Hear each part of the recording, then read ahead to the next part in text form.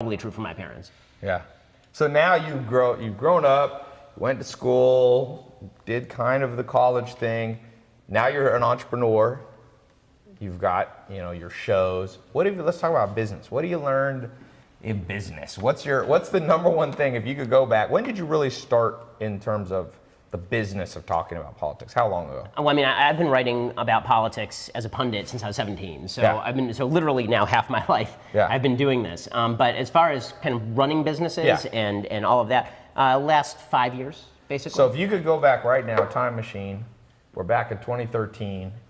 What are you going to tell younger Ben about running a business profitably? What's the biggest mistakes you're like, do not do this? I think forcing it.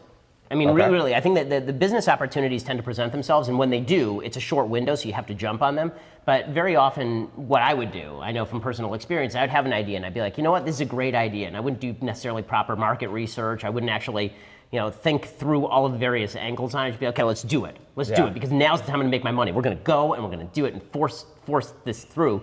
And very rarely does it work that way. Usually it's an opportunity that opens and you just take advantage of the opportunity that's in front of you. Yeah. And I think that's most of life actually, is that opportunity comes along, you have to be able to spot it when it comes, but most of us are me for a long time, most of us are so focused on what we want from the universe that we fail to recognize when the universe is presenting something to us. Yeah. And I think that if you just leave yourself sort of open to the opportunities that come along, then you jump on the opportunities that do, you're likely to do a lot better. Like the business that we started at Daily Wire, that only came about because my business partner Jeremy Boring and I were both fired from a 501c3. So being fired was one of the good days of your life then? Oh yeah, I have a rule in my family. I buy a house, I get a mortgage, and then I quit a job. So we weren't fired. So we bought a house. Did your wife had a heart attack? No, she'd been through it 2 or 3 times by that point, so she was used like, to it. Oh, it's just Ben going through the cycle. Exactly, but because of that, we had proposed a business idea to this 501c3. They rejected it, and we said, okay, fine, we're out. And then we took that business idea around in the marketplace, found some investors, and in 2 years have built a website that has 100 million page views a month and a Is that podcast. what you're at, 100 million? Yeah. Wow. Yeah. Congratulations. And that, I would say, we spoke on the bad of America, but that's the best of America, because I've traveled around the world, and no place that I've been is as entrepreneurial in terms of people I meet that just go, okay, I failed here, pick myself up, and start again. Like other countries, like in Europe, for example, bankruptcy is like it's like a scarlet letter. If you at one point in America, it's almost a badge of honor to be able to say, I'm bankrupt. And that's some of the good things about America. Don't you wish that's what I wish. If I had this machine, anybody here can design this machine, please let me know. I will invest all my money in it. A machine, it's called the Combiner. And it combines the greatest. So let's say you want to marry somebody. You remember being on a date with Susie, Jennifer, and Holly. You take the best out of all 3 of them. This one had the best personality. This one you liked how they looked.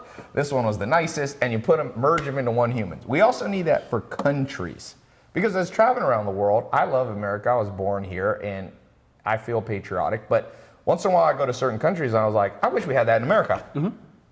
So it's like, I'm hoping that even though I think mass media in some ways is the death of the world, it also has this light in that we now learn what they're doing in Scotland and in Manchuria or whatever, there is that kind of thing. What would you combine from outside of the United States? What's another country that you go, yes, we need some of that here?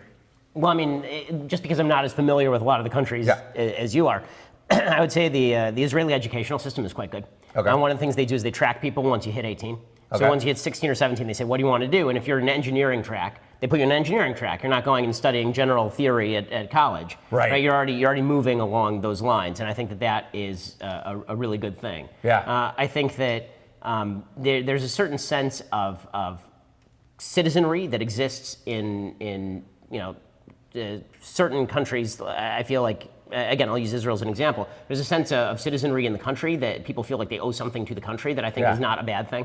And that's because Israel's constantly under danger, and the United States is not under fire ever. So we sort of feel like, okay, we live here, this is where we are, but what do we owe to the country? That's not really in evidence here, I think, quite as much. Listen, I think that America is, by most measures, the best thing going. I think there's certain aspects of how government is done in other places that, like, for example, I'm not a big fan of the jury system. I think that Really? I think the European criminal justice system, where you actually have a judge who's a professional judge who sits there, and it's not necessarily a system where you have a prosecutor and a defense lawyer. It's actually just the court trying to get to the truth. I'm not sure that's a worse system than our jury system, for example. But I mean, overall, we're the most powerful country in the history of the planet for a lot of very good reasons, I think.